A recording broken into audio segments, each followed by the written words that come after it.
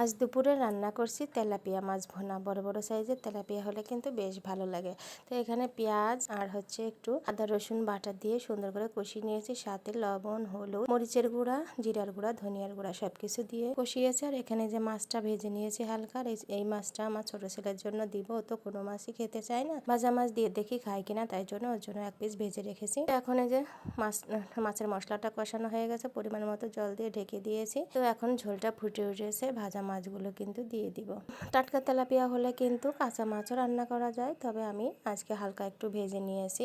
কাঁচা মাছটাও কিন্তু আমার কাছে বেশ ভালো লাগে সরিষা বাটা দিয়ে করলে। তো যাই হোক, আজ ছেলে ভুনা খেতে চেয়েছে, ছেলের জন্য ভুনা রান্না করেছি। মাছ রান্নাটা আমার প্রায় হয়ে এসছে, এখন কিন্তু আমি নামিয়ে নেব। দেখো কি সুন্দর হয়েছে না? কেমন হয়েছে কালারটা? খেতেও কিন্তু দুর্দান্ত হয়েছিল। তো রান্নাটা আমার হয়ে গেছে, নামিয়ে নিয়েছি।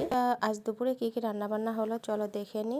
আর এই যে এখানে করেছি সবুজ শাক ভাজি চিংড়ি দিয়ে, এখানে এই যে নারকেলের দুধ দিয়ে চিংড়ি মাছ, আর এটা মূলত ছোট ছেলের জন্য করেছি। আর করেছি তেলাপিয়া মাছ ভুনা।